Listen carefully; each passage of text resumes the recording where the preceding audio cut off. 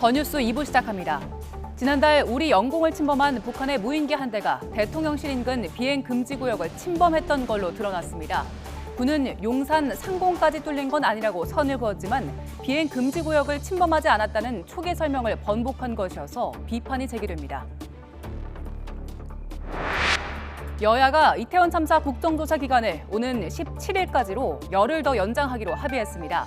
3차 청문회 개최 시점과 증인 채택 문제는 특위에서 논의하기로 했습니다.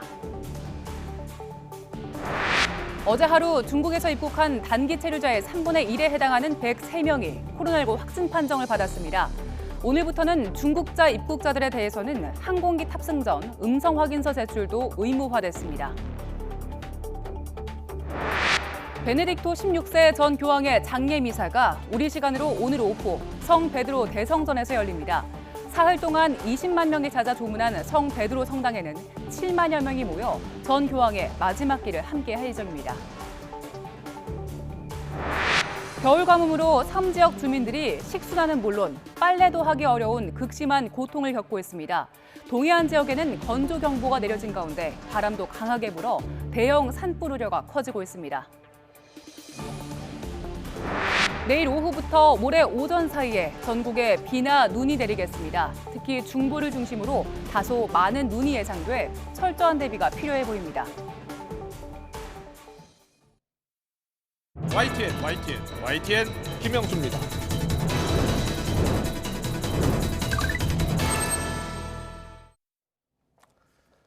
국방부가 오늘요, 지난달 말 우리 영공을 침범한 북한 무인기가 용산 대통령실 중심 반경 3.7km 북쪽 끝 부분을 통과했다면서 서울 비행금지구역 일부 침범 사실을 인정했습니다. 지난달 근거 없는 이야기라면서 강한 유감을 표했던 국방부 입장을 바꾼 겁니다. 윤석열 대통령은 어제 북한의 무인기 도발 사건을 언급하면서 드론 부대 창설, 스텔스 무인기 개발을 지시했는데요. 그러면서 북한이 다시 우리 영토를 침범한다면 9.19 군사합의 효력 정지를 검토하라면서 강력 대응 방침을 밝히기도 했습니다. 하지만 윤 대통령의 군사합의 효력 정지 검토 발언을 놓고서는 여야의 입장이 좀 엇갈렸습니다. 민주당은 안보 무능을 가리고자 대통령이 한반도 위기를 고조시키는 폭탄을 던졌다고 비판했고, 국민의힘은 대통령이 할 말을 했다면서 당당히 밝힐 시점이 왔다고 옹호했습니다. 여야 입장을 듣고서 더 정치 풀어가겠습니다. 용산 대통령실을 지키는 하늘의 울타리, 즉 비행금지구역이 북한 무인기에 뚫린 것으로 보도됐습니다. 윤석열 대통령은 안보 무능을 가리고자 연일 한반도 위기를 고조시키는 말폭탄을 투척하고 있습니다. 9.19 군사합의 효력정지 검토를 지시했습니다. 합의를 어긴 북한을 먼저 규탄하는 거야 마땅하지만 최소한의 군사적 안전판을 우리 스스로 무력화함으로써 왜 북한에 더 큰 도발을 유도하려는 것인지 도무지 이유를 모르겠습니다. 군사 합의는 결국은 남북 간의 군사적 충돌을 막기 위해서 완충지대를 설치한 겁니다. 그러면 쌍방이 이것을 존중할 때야만이 평화 관리가 되는 거예요. 그런데 결국은 지금까지 1년 동안에 북한이 수시로 군사 합의를 깨고 있기 때문에 지금 현 시점에서 남북 관계는 적어도 우리 쪽에서 군 통수권자가 북한의 이런 도발 행위가 지속된다면 우리도 기필코 여기에 돈은 내있을 필요가 없다는 걸 당당히 밝혀야 할 이 시점이 왔다는 겁니다. 네, 당초 북한의 무인기가 비행금지구역, 서울 비행금지구역은 침범하지 않았다면서 강하게 주장했었던 군 당국이 오늘 입장을 좀 바꿨습니다. 정책 파장이 좀 커지고 있는데요. 윤석열 대통령 어제 북한이 다시 우리 영토를 침범하면 9.19 군사합의 효력 정지 검토하라고 지시를 했죠. 이를 놓고도 지금 엇갈린 여야 입장이 엇갈리고 있고요. 여야는 내일 본회의를 열고서 이태원 참사 국조기간 열흘 연장하기로 합의했습니다. 다양한 전국 현안 짚어보겠습니다. 김행 국민의힘 비대위원, 박성민 더불어민주당 전 최고위원 모셨습니다. 어서 오십시오. 안녕하세요. 안녕하세요. 안녕하십니까. 오늘 비행금지구역 침범 이야기부터 해볼게요. 서울 비행금지구역이 있는데 용산을 중심으로 이렇게 비행기 못 뜨게 하는 곳인데 북한 무인기가 그곳을 지났다는 겁니다. 북쪽 끝으로. 북쪽 끝으로. 그래도 그쪽 북쪽 끝을 보니까 서울 중부더라고요. 네. 예. 일단 북한의 무인기가 우리 서울 상공을 조금이라도 날았다는 게 우리 국민들 입장에서는 상당히 우려스러운 대목이잖아요. 근데 군 당국의 발표를 어떻게 들으셨어요? 정말 우려스러운 일이죠. 네. 네, 근데 이제 입장을 바꿨다기보다는 이제 합참에서 네. 그 전비태세 점검을 하면서 이제 추후에 항적 궤도를 정밀 분석을 하니까 네. 이제 추후에 밝혀진 것이지요. 아. 그래서 처음부터 뭐 입장을 바꿨다기보다는 예. 나중에 이제 분석 과정에서 더 정밀하게 그 항적이 이제 추적이 됐다 이렇게 보는 것이 맞을 것 같고 예. 그 점에서 그것이 거짓말이냐 은폐 의혹이냐 아니면 추후에 은폐 의혹이나 이제 거짓말을 하려는 의도는 없었지만 네. 추후에 예. 그 분석 과정에서 밝혀졌다. 네. 근데 여하튼 어떤 경우에도 음. 그 책임을 면하기 쉽지 않을 것 같습니다. 책임을 면하기는 쉽지 않을 것이다. 사실 지난달 26일에 5대의 무인기가 넘어왔었고요. 29일쯤 돼서 민주당의 김병주 의원이라고요. 연합사 부사령관 출신이 있거든요. 김병주 의원이 서울 비행금지구역을 통과한 것 같다라고 주장을 했고 이것을 근거 없는 이야기다라고 한번 부인한 적이 있어요. 네네. 그래서 입장을 번복했다는 지금 네. 이야기가 나오고 있는 겁니다. 자, 박채규 의원은 어떻게 보셨어요? 저는 뭐 최근에 여러 가지 군의 총체적인 무능과 부실한 이 안보 상황이 잘 드러나고 있는 것 같아서 굉장히 착잡한 마음입니다. 네. 이게 앵커께서 방금 언급해 주신 것처럼 실제로 저희 당 소속이신 김병주 의원께서 이것은 궤도상으로 봤을 때는 용산 대통령실 상공에 뚫렸을 가능성이 있다. 그리고 이런 식으로 이제 그 침범해서는 안 되는 그 영역을 침범한 비행이 분명하다라고 이제 의혹을 제기를 하셨는데 네. 그 부분에 대해서 강하게 유감을 표현을 했죠. 예. 그런데 결과적으로 보면 김병주 의원의 말씀이 사실이었던 것으로 드러난 상황입니다. 네. 여기서 굉장히 당황스러운 것은 군이 일부러 이것을 축소하고 은폐한 것이냐 또는 지금에서야 이것을 추적하고 파악할 수 있었다는 것이 어떻게 가능한 것이냐. 예. 그러니까 사실 김병주 의원께서는 전직 군인 출신이시고 현재는 국회의원이시잖아요. 예. 그러니까 여러 가지 정보력이나 이런 부분에서도 분명 차이가 날 수밖에 없는데 현직에 있는 지금 국방부의 그 관료들이 그 누구도 지금 현직 의원을 하고 있는 전직 군인 출신의 정보력을 제대로 따라가지도 못하고 있고 그 분석력도 따라가지 못하고 있는 이 상황이 네. 굉장히 당황스러운 상황인 것 같습니다. 그렇군요. 김행 비대위원께 여쭤보고 싶은 게 네네. 야당에서는요 뭔가 좀 책임을 져야 될 것 네. 같다. 이종석 국방장관 책임을 져야 되는 것 아니냐라는 이야기가 나오고 있고요. 네. 물론 윤석열 대통령이 이제 뭐 스텔스 무인기도 개발하고 드론 부대도 창설하라라고 지시했습니다만 문책 여부에 대해서는 이야기하지 않았거든요. 네. 예. 그 문책 일단 이제 국방부에서 이 문제에 대해서 그 책임감을 표현했죠. 예, 예. 네, 일종의 이제 사과를 얘기를 했고요. 네. 다만 이제 그 문책 범위에 대해서는 예. 이것이 진짜 은폐, 거짓을 한 것인가, 아. 또는 이제 사태 초기는 분석 과정에서 예. 그 탐지되지 않았지만 추후에 조사 과정에서 뒤늦게 네. 이제 발견이 돼서 국민들한테 소상히 알린 것이냐에 예. 따라서 예. 문책의 정도는 차이가 있을 수 있을 것 같아요. 아. 제일 중요한 것은 예. 굉장히 위중한 안보 상황이기 때문에 네. 국민들한테 정확히 알리는 것, 예. 그리고 그것에 대한 소상한 과정을 추적해서 대통령께서 군 통수권자이니까 네. 거기에 상응하는 책임을 묻는 것, 이런 것은 뒤따르지 않을까 싶습니다. 그렇지만 정말 거짓 은폐가 아니었었다면 네. 지나친 정치 공방, 예. 공세는 조금 안보는 여야가 구분이 없지 않습니까? 네. 그런 점에서 좀 자제해 주는 것도 여야의 현명한 태도가 아닌가 싶습니다. 네, 우리 군 당국은 용산 대통령 집무실 안전에는 이상이 없다라고 거듭 주장하고는 있는데요. 민주당은 국정조사도 필요하다, 청문회도 필요하다 그런 입장이라면서요? 그러니까 뭐 이제 국정조사에 준하는 이런 청문회 절차가 필요한 것이고 국방위원회 차원에서 좀 문제 제기를 강하게 해야 된다라는 네. 그 공통된 의견이 있으신 것 같습니다. 그러니까 그럴 수밖에 없는 것이 사실 군의 해명을 보면 상당히 궁색한 부분이 있죠. 예. 그러니까 뭐 스치고 지나갔다라고 이야기를 하고 있습니다. 네네. 용산의 상공이 사실상 그 북한의 드론이 와서 사진을 찍고 간 것 아니냐 이런 의혹도 제기가 되고 예, 있는 예. 상황에서 아니다. 그 안전거리는 확보가 돼 있었다. 물론 상공을 좀 이렇게 왔다 갔다 한 것은 맞지만 그 안전거리는 확보가 돼 있었다라는 것이 지금 주장인데 사실 국민들 보시기에 그것이 얼마나 납득 가능한 주장일까라는 질문을 해볼 수밖에 없습니다. 예. 아무리 스치고 지나갔다고 하더라도 그럼 이렇게 질문해 볼 수 있겠죠. 스치고 간 것만으로도 문제가 될 수 있는 것 아니냐. 애초에 스칠 일이 없게 제대로 격추를 했어야 되는 것이 맞고 예. 예. 이 궤도 자체를 국민들께 설명할 때에도 제대로 설명을 할 수 있었어야 되는데 일주일 전까지만 해도 음모론이다라고 강하게 부정을 하다가 이제 와서야 실토를 하는 듯한 이런 군의 모습은 국회 차원에서 이런 것이야말로 여야 구분 없이 강하게 책임을 묻고 문책할 수 있어야 된다라고 생각합니다. 알겠습니다. 어제 윤석열 대통령이 이 무인기와 관련해서 이런 이야기를 했어요. 만약에 다시 한번 북한이 침범을 한다면 네. 9.19 합의 효력 정지를 검토하라 이런 지시를 내렸습니다. 네네. 물론 북한이 무인기를 우리 영공에 보낸 것 자체가 9.19 군사합의 위반입니다. 네, 그렇죠. 예, 윤 대통령의 지시에 대해서는 어떻게 보세요? 네.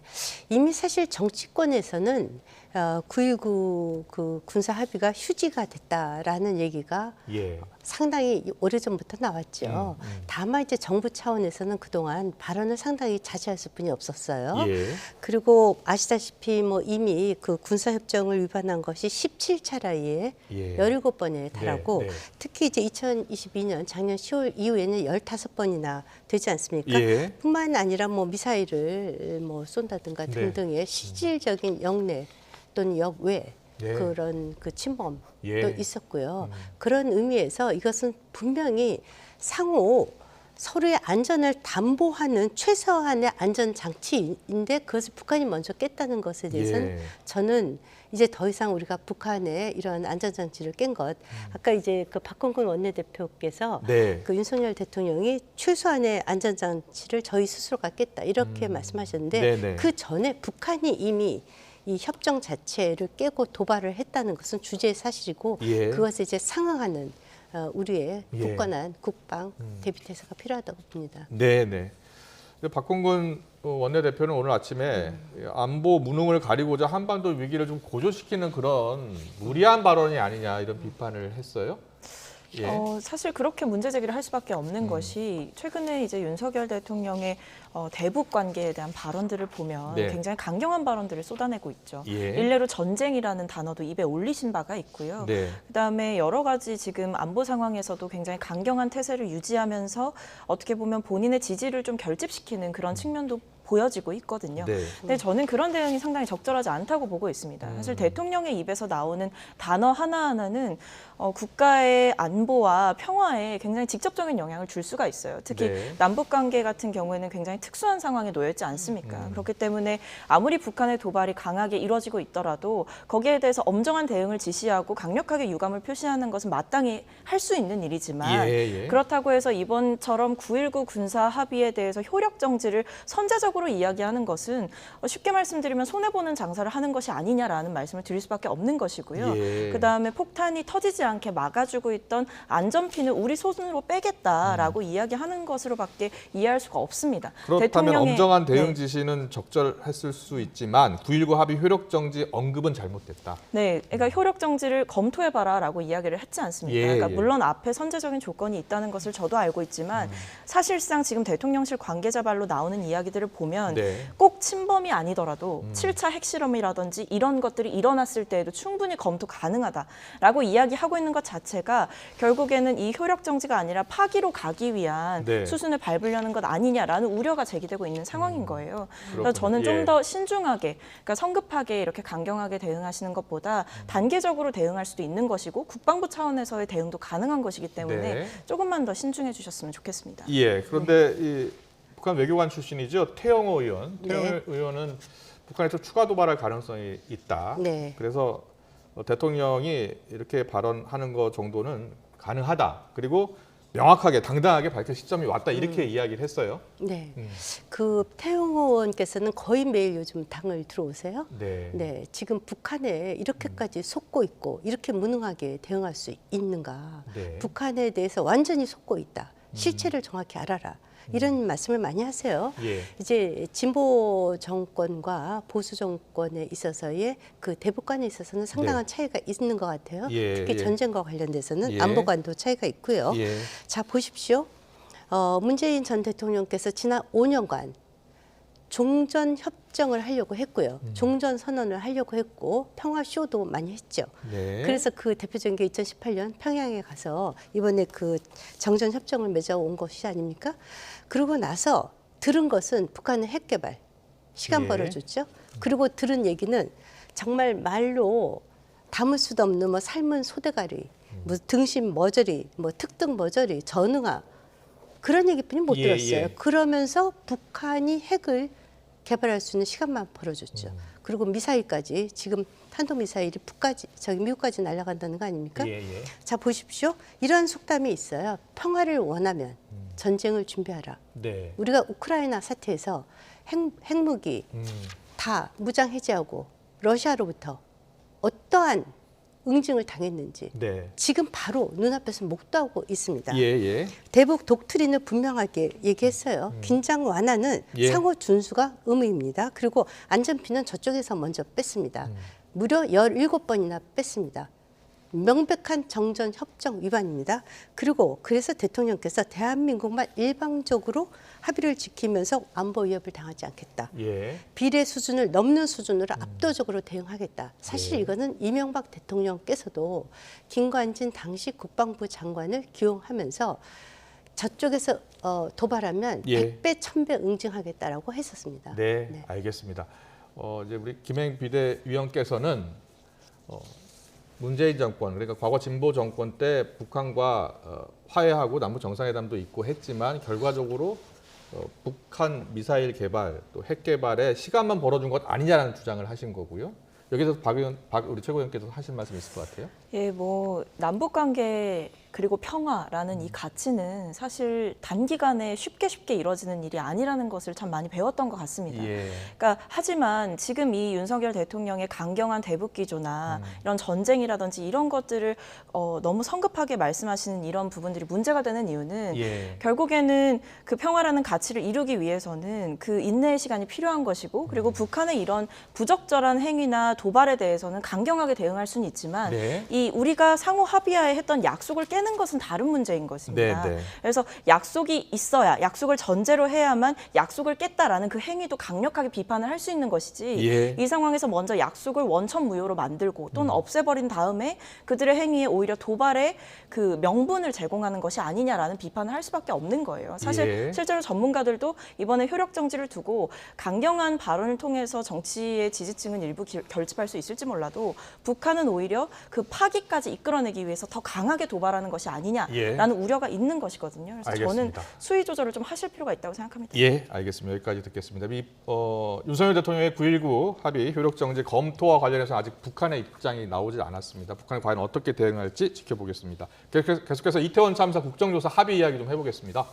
국정조사가 일단 7일 원래 끝날 예정이었는데 여야가 잘 합의를 했습니다. 일단 열흘은 연장하기로 했습니다. 열흘 연장하기로 했고요. 다만 쟁점이 좀 있는데 3차 청문회를 누구를 불러서 3차 청문회 할 것이냐를 놓고서는 아직 좀 이견이 있는 것 같습니다. 네, 자, 그렇습니다. 어떻게 합의가 돼야 된다고 보세요? 일단 이제 그 민주당 쪽에서 뭐 희생자 유족이라든가 현장의 생존자, 예. 또 전문가들의 의견을 들을 기회가 없었다. 저희도 이쪽 부분에 대해서는 비교적 관대하게 받아들일 수도 있다. 예. 고 보고 있고 특히 이제 시간이 너무 촉박해서 보고서를 쓸 시간이 없었다는 점 네. 그런 점에 대해서는 양측이 다 동의를 하고 있고요. 예.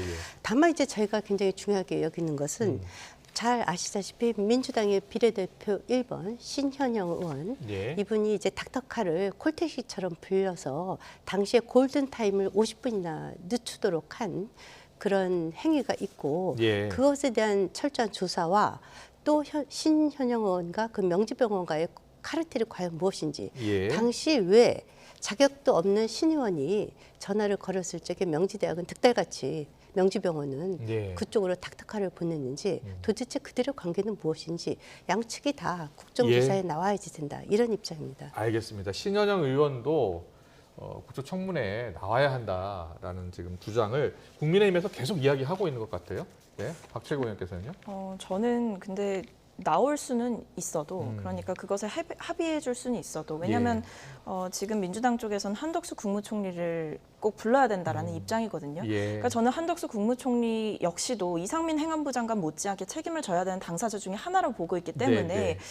그 합의를 이끌어내기 위해서 신현영 의원의 출석 같은 부분을 합의해 준다라는 거 가능하다고 봅니다. 네. 그리고 필요하다면 신현영 의원도 나와서 어느 정도 설명할 부분이 있는 것이고요. 국민의 의혹에 대해서 소상히 답변할 필요도 있을 것 같습니다. 네. 하지만 그럼에도 불구하고 중요한 것은 이태원 유족들께서도 강하게 국민의힘 의원들에게 항의하신 바가 있듯이 국정조사를 통해서 밝혀져야 될 진실은 굉장히 광범위하고 넓습니다. 네. 하지만 그 여러 가지 논란 속에서 신현영 의원의 논란만을 가지고 계속해서 국정조사를 하는 것은 정말 유가족들께 씻을 수 없는 죄를 짓는 것이거든요. 예. 저는 제발 문제를 삼을 수는 있고 비판을 할 수는 있어도 예. 정말 귀중한 시간을 낭비하는 형태로 신현영 의원이 또 정쟁거리로 활용되는 것은 동의할 수가 없거든요. 그래서 예. 그런 부분들을 여야가 서로 합의하에 원칙을 세우고 서로 부른다면 가능할 것이라 보지만 네. 지금 상황에서 정말 정치적인 목적만을 가지고 국정조사가 아니라 신현영 의원을 향한 조사가 될 수도 있는 거잖아요. 네. 저는 그런 상황만큼은 꼭 막아야 되지 않나 싶습니다. 네, 두 분 다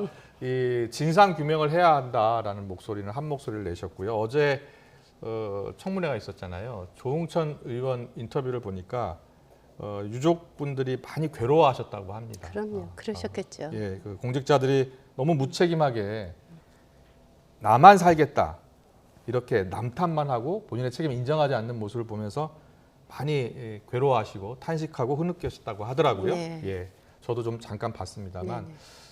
진상 규명 또 유족들이 항상 바라는 그러한 진상 규명과 또 청문회 또 국정조사가 돼야 될 것 같습니다. 여야 합의를 좀 지켜보겠습니다. 계속해서 다음 이슈 넘어가겠습니다. 국민의힘 전당대회 관련해서요. 권성동 의원은 윤석열 대통령과 아주 어렸을 때부터 친한 사이라고 그래서요. 전당대회에 나올 것으로 지금 알려졌었는데 오늘 이제 갑자기 불출마 선언을 했습니다. 또 유승민 전 의원의 또 비판도 있었고요.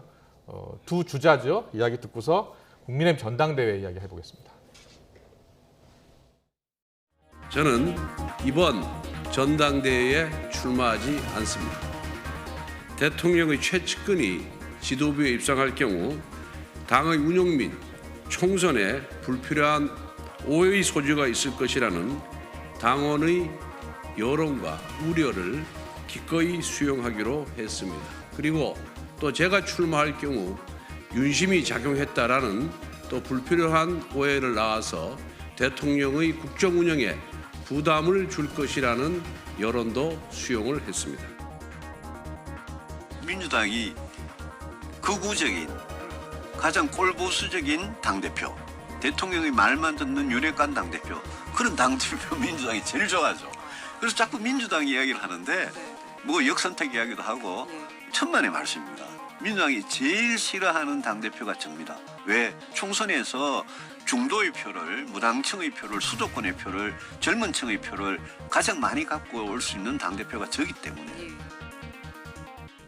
네, 권성동 의원이 당대표 불출마를 선언한 이유에 대해서는 뭐 당의 화합 이야기를 했는데, 자 김행 비대위원께서는 혹시 불출마 이야기를 미리 들으셨나요? 아니면? 예, 일단 뭐 사실 말씀드리면 이제 지지율도 좀 낮으셨고요. 예. 그리고 이제 차기 저희 당 대표가 우리 당의 당 대표가 굉장히 관심을 끊는 것은 역시 이제 총선의 공천에 있어서 내년 4월 영향력을 총선. 네, 예. 미칠 수 있다라는 점이 제일 큰 이슈지 않았습니까? 네. 그런 마련에서 아까 말씀하신 대로 대통령의 최측근이 예. 당대표로 나오는 것에 대해서는 본인이 아. 상당히 고민이 많았을 것 같아요. 예. 다만 이제 유승민 의원 같은 경우에는 네. 본인이 수도권에서 득표율이 검증된 사람이 아니거든요. 근데 본인이 어떻게 중도 확장 수도권에 검증된 후보라고 얘기하시는지 의문이고 예. 또 하나 민주당에서 좋아하는 당대표가 누구인지 모르겠지만 유승민 전 의원께서는 민주당 지지자들이 상당히 좋아하죠. 예. 그분들이 뭐 전략적으로 좋아하는지 모르겠지만 민주당 지지자들이 상당히 좋아하는 당대표인데 예. 그런 사람이 글쎄 우리 당원들이 좋아하지 않는 것은 너무 당연하다고 봅니다. 유승민 전 의원은 각종 이제 국민의힘과 민주당 지지층 가리지 않고 여론조사를 하면 항상 1등이 나왔었잖아요. 전체 합치면. 전체 합치면. 네. 예, 그런데 이번에 국민의힘 전당대회 룰이 바뀌어서 당신 100%이기 때문에 최근에 이제 국민의힘 대상으로 한 여론조사에서는 그게 높게 나타나지 않고 있어요. 네. 그래서 지금 유승민 전 의원은 아직 출마 여부를 밝히지 않고 있는 상황이고요. 우리 박 전 최고위원께는 유승민 의원이 민주당이 제일 싫어하는 당대표가 자신이다라고 유승민 전 의원이 주장하고 있는데 맞습니까? 글쎄요, 저는 그렇게 생각하지는 않는데요. 네. 기본적으로 뭐 저희 당은 저희 당의 일을 챙기기도 바쁘기 때문에 네. 사실 뭐 특정 후보를 좋아하고 싫어하고 이렇게 뭐 판단할 수 있는 여지는 크지 않은 것 같습니다. 네. 뭐 유승민 의원이 말씀하신 건 아무래도 이제 당원들, 그러니까 본인 당의 당원들 말고, 그러니까 일반 국민이나 중도층에서 소구력이 있다라는 이야기를 좀 하고 싶으셨는데 많이 나가신 것 같아요. 네. 그래서 뭐 민주당 지지자들이 유승민 의원을 좋아할 것이냐, 전 그렇게도 생각 안 하거든요. 예. 저희는 이제 저희 당 안에 이미 좋아할 분들이 많기 때문에 네. 예, 굳이 다른 당의 후보까지 좋아하지 않아도 될 것 같습니다. 네. 알겠습니다. 예. 유승민 전 의원의 목소리까지 들어봤는데 오늘 보도 가운데 이제 윤석열 대통령 부부가 안철수 의원 부부를 관저에 초청을 했다고 하더라고요. 네. 맞습니까? 네, 그 이제 누구나 다 그 초청할 수 있다, 열려 있다 이렇게 말씀하셨고요. 네. 뭐 곧 나경원 그 전 의원도 그렇습니까? 초청한다는 보도가 나왔죠. 예. 그래서 아마 그 이번에 당권에 도전하는 분들을 두루두루 그 초청하지 않을까 싶습니다. 권성동 네. 장재현 의원 부부는 일찌감치 초대를 네, 했었고 네. 그리고 김기현 의원도 지금 당대표 주자인데 역시 또 부부를 초대했더라고요. 그렇죠. 예. 네. 그리고 이제 안철수 의원 부부를 관저로 초청하는 네, 거고요. 네, 네. 어떤 나경원 전 의원 부부도 곧 초대하기로 초청한다고 했죠. 합니까? 네, 네. 예. 그런데 이제 안철수 의원 부부 초청하는 것을 놓고서 혹시 안 의원에게 힘을 실어주는 것 아니냐 이런 이야기도 있는데 아닙니까? 저희 당이 당원이 100만 명입니다. 네. 그 혹시 그 서청원 그 김무성 당 네. 대표 뽑을 때 기억나시죠? 예. 당시에 이제 친박이 박근혜 대통령을 팔아서 서청원 당시 후보를 당 대표로 만들려고 무진장 애를 썼죠. 네. 그런데 실제 선거 결과는 김무성 당시 의원이 2배 이상 압도적으로 이겼습니다. 예. 더더구나 지금은 그때는 저희 당원이 10만도 안 됐을 때예요. 네. 지금 100만 당원을 대통령의 말씀이 직접 있지도 않겠지만 네. 대통령이 버튼 눌러서 일사불란하게 움직일 만한 규모를 이미 넘어섰습니다. 네. 그래서 저희도 누가 당 대표가 될 것인가 맨날 그 투표도 하고 그래요. 그렇군요. 안에서 내기도 하고. 예, 알겠습니다. 아직 뭐 날짜는 확정이 안 된 것 같더라고요. 박성민 전 최고위원은 관저 초청 이야기 들으니까 어떤 생각 드세요? 저는 최근에 뭐 신년 인사회 때도 그렇고 뭐 윤석열 대통령이 상당 부분 그 본인의 관저 정치에 대한 비판을 의식하고 있다는 생각이 들더라고요. 아, 그렇습니까? 제 관저는 누구에게나 열려 있다 이런 말씀을 하신 바가 있거든요. 네, 네. 그러니까 그거는 사실 내부에서도 좀 부글부글 끓어올랐던 게 아닌가 싶어요. 그러니까 특정 뭐 윤핵관 4인방 이런 식으로 해서 뭐 특정인들만 초청을 한다든지 너무 본인의 측근들만 챙기는 거 아니냐라는 비판에 네. 대해서 어느 정도 보여주기 식으로 안철수 의원을 좀 초청한 게 아닌가라는 생각이 들고요. 예. 제가 봤을 때는 정말 관저 정치를 정치라고 말씀을 하시고 싶다면 대통령께서 유승민 의원도 통 크게 초청을 하셔야 된다고 봅니다. 예, 알겠습니다. 유승민 전 의원 초청할까요? 모르겠는데요. 알겠습니다. 그거 굉장히 좋은 아이디어 같아요. 네, 알겠습니다. 오늘 정치권 이슈 여기까지 듣겠습니다. 김행 국민의힘 비대위원, 박성민 더불어민주당 전 최고위원과 함께했습니다. 네, 잘 들었습니다. 고맙습니다. 감사합니다. 네. 감사합니다.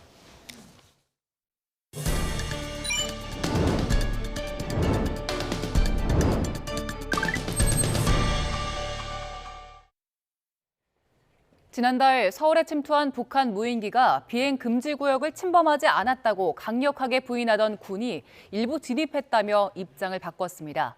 군 관계자는 서울에 진입한 북한 소형 무인기 한 대가 P-73 비행 금지 구역 북쪽 끝 일부를 지난 걸로 보인다고 밝혔습니다.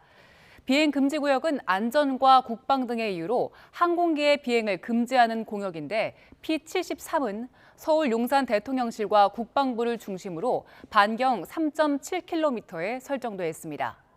다만 군 관계자는 북한 무인기가 대통령실이 위치한 용산구와 그 일대까지 침투한 건 아니라면서 용산 상공이 뚫렸다거나 P-73 내 700m까지 북한 무인기가 들어왔다는 일부 언론 보도는 사실이 아니라고 설명했습니다. 통일부가 9월 평양 공동선언의 효력 정지를 검토하고 있지 않다고 밝혔습니다.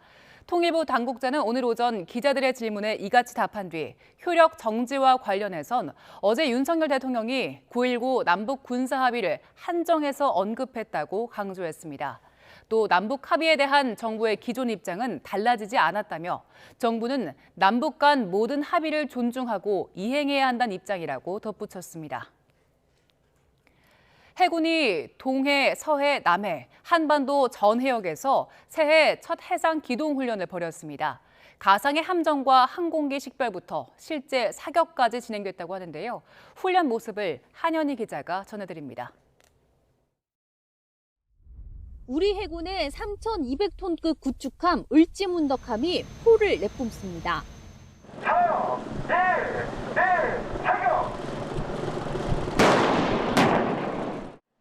뒤따르던 2,500톤급 호위함 경기함도 거대한 소리와 함께 포사격을 진행합니다.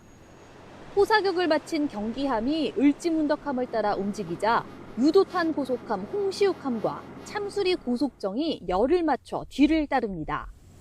해상에서 진을 펼치기 위한 합을 맞추는 전술 기동 훈련입니다. 해군이 동서, 남해, 한반도를 둘러싼 모든 해역에서 해상 기동 훈련을 펼쳤습니다. 함대의 전투 준비 태세를 점검하고 전투 수행 절차를 숙달하기 위해 매년 초 진행하는 훈련인데 1, 2, 3함대에서 동시에 진행된 이번 해상 기동 훈련에는 구축함, 호위함, 유도탄 고속함, 고속정 등 함정 13척과 항공기 4대가 참가했습니다. 가상의 함정과 항공기 식별부터 실제 사격까지 진행하는 절차를 수달했는데 대함 사격은 물론 항공기가 예인한 표적을 향해 발사하는 대공 사격까지 진행됐습니다. 또 헬기가 움직이는 함정에 이착륙하는 훈련도 이어졌습니다. 적이 도발하면 조건 반사적으로 응징해 현장에서 작전을 승리로 종결하겠습니다. 해군은 새해에도 내실 있는 한미연합훈련으로 연합 방위 태세를 강화하고 다양한 실전적 교육 훈련을 바탕으로 군사 대비 태세를 유지해 나가겠다고 강조했습니다. YTN 한현입니다. 올 한 해 가전제품과 기술 동향을 한눈에 볼 수 있는 세계 최대 IT 가전 박람회 CES 개막이 이제 하루 앞으로 다가왔습니다. 올해 국내 대기업들은 파격적인 시도를 하기보다는 기존 제품의 성능을 강화하거나 소비자들의 개성을 반영할 수 있는 맞춤형 제품을 주로 선보였습니다. 미국 라스베이거스에서 윤혜리 기자가 보도합니다. TV 주변에 지저분하게 엉켜있는 전선 걱정, 더는 하지 않아도 됩니다. 무선으로 4K 고화질 영상을 볼 수 있는 97인치 TV. LG전자가 올해 CES에서 올레드 TV 출시 10주년을 맞아 처음 공개했습니다. 기분에 따라 시시각각 문 색깔을 바꿀 수 있는 맞춤형 냉장고도 눈길을 끌었습니다. LG Mood Up, we are creating yet another new product category. You can customize to your own lifestyle. 새로운 기능을 체험해 볼 수 있는 공간도 마련됐습니다. 외출이 어려운 고령층을 겨냥해 기존 LG 스마트 TV의 산책 기능이 올해 상반기 출시될 예정인데 실내에서도 야외를 걷는 것 같이 몰입되는 게 특징입니다. 실제로 숲속을 걷는 것처럼 바람과 새소리가 들리고 걷는 속도에 따라 화면이 실감나게 바뀝니다. 삼성전자는 초연결성을 화두로 내세웠습니다. 집안에 있는 여러 가전제품을 하나의 앱을 통해 간편하게 통제할 수 있도록 연결성을 극대화하겠다는 겁니다. Our desire to bring calm to a connected world also includes building a more sustainable future. 구글과 아마존, 애플의 스마트홈 기기까지 QR코드 스캔 한 번으로 쉽게 연동시킬 수 있는 새로운 기기도 공개했습니다. 올해 CES에서 한국의 대표 기업들은 과감하고 파격적인 신제품을 내놓는 대신 기존 제품 성능을 강화하고 고객 맞춤형 가전제품을 선보이는 데 주력했습니다.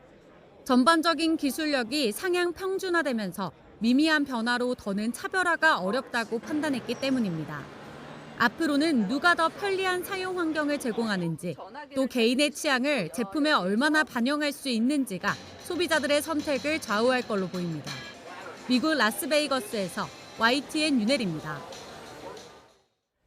오늘 0시 기준 코로나19 신규 환자는 64,106명으로 집계됐습니다. 일주일 전보다는 7천여 명, 2주 전보다는 11,000여 명씩 적습니다. 신규 환자 가운데 국내 발생은 63,912명, 해외 유입은 194명입니다. 위중증 환자는 571명으로 닷새 만에 600명 아래로 내려왔습니다. 사망자는 66명으로 누적 사망자는 32,421명입니다. 세계보건기구 WHO가 중국이 코로나19 확진자와 중증 환자, 사망자 수를 축소해서 발표하고 있다고 지적했습니다. 유럽연합 EU는 모든 회원국에 중국발 입국자에 대한 코로나19 사전 검사 조치를 도입하라고 강력하게 권장했습니다. 김선희 기자의 보도입니다. 세계보건기구 WHO가 중국이 자국 내 코로나19 상황을 축소 발표하고 있다고 우려를 표명했습니다. WHO는 현재 중국의 심각한 상황은 코로나19로 입원한 환자와 사망자 수 등을 과소평가한 결과라고 지적했습니다. 중국은 코로나19 사망자 기준을 양성 판정과 호흡 부전을 겪다 숨진 경우로 제한하고 있는데 이는 실제보다 훨씬 적게 나오는 결과를 낸다는 겁니다. There are certainly issues in terms of the criteria for recording and reporting deaths attributable to COVID-19. We believe that definition is too narrow. WHO 사무총장도 중국이 정확한 정보를 공유하고 백신 접종에도 적극 나서줄 것을 촉구했습니다. We continue to ask China for more rapid, regular, reliable data on hospitalizations and deaths, as well as more comprehensive real-time viral sequencing. 유럽연합 EU는 27개 회원국에 중국발 입국자의 코로나19 사전 검사를 실시하라고 강력히 권장했습니다. EU는 벨기에 브뤼셀에서 열린 통합 정치 위기 대응 긴급 회의에서 이같이 합의했습니다. We also propose a discussion on the need for pre-testing of passengers from China prior to departure, and this is something which we saw the overwhelming majority of countries are in favor of. 다만 관심을 모았던 중국발 입국자에 대한 출발 전 코로나19 검사 의무 시행 표현은 성명에서 빠졌습니다.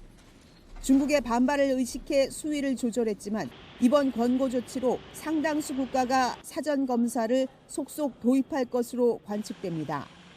이미 이탈리아와 프랑스, 스페인 등은 자체적으로 중국발 입국자에 대한 검사를 실시하고 있습니다. 한국과 미국, 영국, 일본 등 주요국들이 중국발 입국자에 대한 검역 강화에 나선 데 이어 EU 차원의 권고까지 이어지면서 중국의 강력한 반발이 예상됩니다. YTN 김선희입니다. 중국발 입국자들에 대해 PCR 검사가 의무화되는 등 방역이 강화된 가운데 방역 당국의 지시에 반발하는 사례가 늘어나면서 현장 관계자들은 고충을 토로하고 있습니다. 중국발 입국 경로가 기존 4개 공항에서 인천국제공항 한 곳으로 단일화된 이후 첫날인 어제 인천공항에서는 1,900여 명의 PCR 검사가 진행되면서 평균 4시간 정도의 대기와 검역 시간이 걸린 걸로 집계되고 있습니다. 이 과정에서 상당수 입국자들이 고성을 지르고 불만을 토로하는 등 소동을 부리면서 검역 요원들이 진땀을 흘린 걸로 알려졌습니다. 방역 관계자들은 PCR 검사 비용 8만 원과 확진 시 하루 호텔 격리 비용 15만 원을 부담해야 한다는 설명에 일부 입국자들이 검사와 격리를 거부하겠다며 반발하는 경우도 적지 않다고 말했습니다. 코로나19 양성 판정을 받자 격리를 거부하고 달아난 중국인이 서울에서 검거됐습니다. 인천 중부경찰서는 오늘 낮 1시쯤 서울 중구에 있는 호텔에서 중국인 41살 A씨를 발견해 격리 장소로 이송했습니다. 앞서 A씨는 그젯밤 10시 10분쯤 인천공항으로 입국해서 방역버스를 타고 인천 운서동에 있는 임시생활시설에 도착한 뒤 달아났습니다. 경찰은 CCTV 등을 통해 인천을 벗어나 A씨를 추적해왔습니다. 서울시는 깡통 전세 등으로 보증금을 제때 돌려받지 못한 신혼부부와 청년들을 위해 최장 4년 동안 대출 상환을 연장해주기로 했습니다. 서울시는 이번 달부터 깡통 전세 피해 재원 및 예방 대책을 시행한다고 밝혔습니다. 우선 서울시가 운영 중인 신혼부부, 청년 임차보증금 이자 지원을 받는 가구 가운데 깡통 전세 등으로 보증금을 제때 돌려받지 못해 어려워진 가구에는 최장 4년 동안 대출 상환을 연장하고 이자를 지원합니다.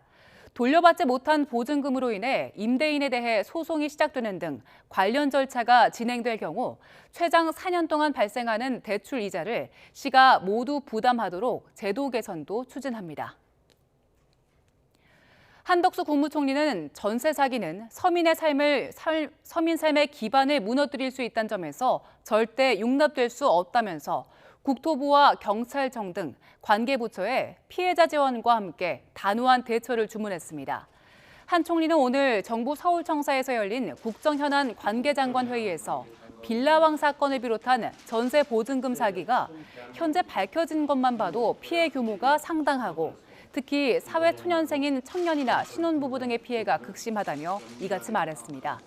그러면서 전세 사기는 건축주와 임대사업자, 분양대행업자 등이 공모해서 벌이는 조직적인 범죄라면서 국민이 답답해하거나 아파하는 부분을 면밀하게 파악하고 어떻게든 방법을 찾아서 끝까지 해결해달라고 강조했습니다. 이번 겨울 북미 대륙에서는 이례적인 눈 폭풍으로 수십 명의 사상자가 나왔는데 반면 유럽에서는 갑자기 기온이 크게 오르면서 겨울이 실종되다시피 하고 있습니다. 스페인에서는 해수욕을 즐길 정도로 기온이 올라갔고 알프스에는 눈이 내리지 않고 있습니다. 김진호 기자가 보도합니다. 유럽의 겨울이 이상합니다. 추워야 하는데 춥지 않고 눈도 내리지 않습니다. 스페인 남부 말라가 해변에서는 해수욕까지 즐기고 있습니다. 스페인 빌바오에서는 지난 1일 기온이 섭씨 25.1도에 이르면서 이 지역 여름 기온에 육박했습니다. Yeah, it's like nice weather for biking, but we know it's like the planet is burning, so we're enjoying it, but at the same time, yeah, we're scared. Aquí siempre ha llovido mucho. Ha hecho mucho frío y estamos en enero y parece verano. 유럽 곳곳의 유명 스키장은 눈이 오지 않아 운영에 어려움을 겪고 있습니다. 스키 대회를 열어야 하는 크로아티아의 자그레브에서는 결국 인공 눈으로 슬로프를 만들었습니다. 오스트리아의 인스브루크, 스위스의 비아르 슈르올론, 독일의 랭그리 등 유럽의 유명 스키장도 사정은 마찬가지입니다. 이상 고온의 원인은 기후 변화라는 것이 전문가들의 입장입니다. But I think there is a link with climate change here because climate change is making these extremes more frequent and making heat waves more intense. And it's really striking what we're seeing across Europe at the moment. 유럽과 반대로 북미 대륙은 혹한과 폭설로 큰 고통을 겪고 있습니다. 전문가들은 극단적인 기후 변화를 줄이려면 화석 연료 사용을 줄여 지구 온난화를 막아야 한다고 지적하고 있습니다. YTN 김진호입니다.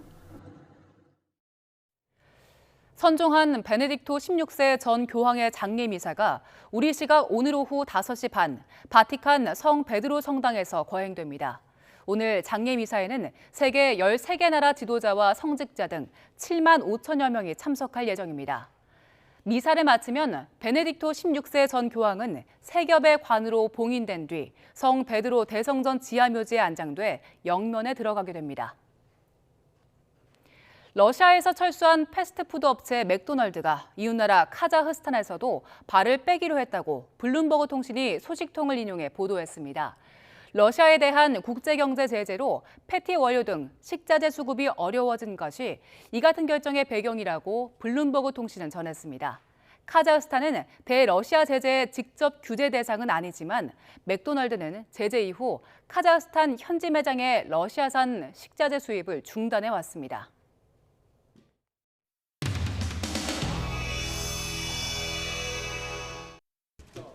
조수진 의원님 여쭤볼 말이 있어요. 이해식 의원님 여쭤볼 말이 있습니다. 잠시만. 의원님들 잠시만요. 조수진 의원님 저한테 손잡고 그러셨죠. 같은 편 대드린다고. 그죠? 저희 편에 들어서 되신다고 하셨죠. 그때 저희 같은 편 먹었죠. 조수진 의원님 우리 이렇게가 같은 편이 아니고 그때 분명히 같은 편이라고 하셨어요. 그죠? 다 같은 편이고 제발 좀 부탁드립니다.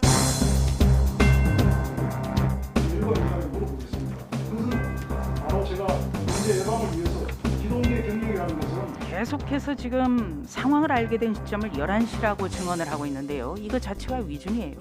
오후 10시 32분경에 용산서 112 상황실장과 통화를 했어요. 11시 이전에 알고 있었다는 이야기가 되지 않습니까? 통화는 했으나 뭐 잘 알려진 것처럼 통화 증인. 통화 불량으로 이게 통화 내용 자체가 이게 서로 통화가 안 됐습니다. 38분부터 무전망에 지금 무슨 얘기가 계속 나오냐면은 구급대 필요하다. 그다음 구급차 빨리 여러 대 지원 요청한다. 압사 관련 우선 조치하라. 압사 신고 접수되는데 이런 얘기 들었습니까? 못 들었습니까? 그런 얘기는 들은 것 같습니다. 그러면 참사 났다는 거 알았다는 거 아니에요? 확인 보고가 하나도 안 들어왔고요. 그래서 일단 그냥 흘러가는 무전 정도로 생각을 했던 거고 그다음에 왜 자꾸 몰랐다는 쪽으로 이야기를 하시죠? 아니 상황을 봤을 때 실제로 모를 수가 없잖아요. 지금 이때 아비 교환이었는데 이건 전쟁 났는데 군인들이 전쟁 난 줄도 모르고 잠자고 있었던 거하고 똑같잖아요. 그 말을 국민들한테 믿으라고 하시는 겁니까 지금? 제 시간에 적절한 지원, 또 추가적인 대응이 이루어지는 기본적인 신뢰가 청장이 서울을 비우고 지방에 내려갑니다. 그러면 그거를 비서실이나 상황계통이 알고 있어야 됩니까? 몰라야 됩니까? 당시 제가 주말이었기 때문에 사실 저도 사생활이라고 생각합니다. 청장이 13만 준 군사 조직을 이끌고 있는 수장입니다. 네네. 근데 무슨 사생활 운운하세요? 예, 의원님 지적 인정하고요. 제가 이번 사실은 참사를 계기로 제가 뭐 주말을 포함해서 제 사생활에 대한 이 재정립을 해야 되겠다는 다짐을 했습니다. 네. 뭔 다짐을 하세요? 책임을 지시면 되지. 말씀. 예. 그날 음주하셨어요? 그날 저녁에 음주하셨냐고요? 주말 저녁이면 저도 음주할 수 있습니다. 네. 그것까지 밝혀드려야 되나요?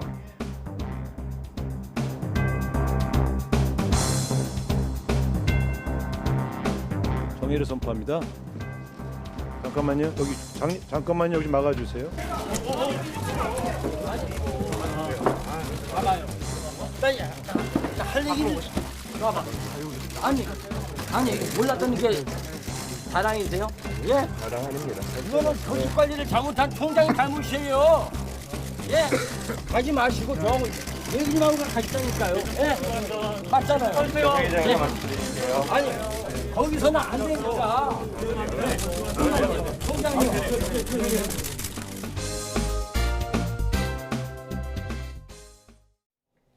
강추위가 누그러지자 어김없이 초미세먼지가 말썽입니다. 현재 대기가 정체되고 중국발 스모그가 유입되면서 강원을 제외한 전국 대부분 지역의 초미세먼지 농도가 짙게 나타나고 있는데요. 특히 부산과 울산, 경남 지방은 초미세먼지 주의보도 내려진 상태입니다. 내일도 전국 곳곳에서 초미세먼지 농도가 종일 나쁨 수준을 유지할 것으로 보이니까요. 호흡기 질환자나 노약자는 호흡기 건강관리에 각별히 유의해 주시기 바랍니다. 또 내일은 전국에 비나 눈 소식이 있습니다. 내일 늦은 오후 서쪽 지방을 시작으로 밤에는 전국 곳곳에 눈비가 확대되겠는데요.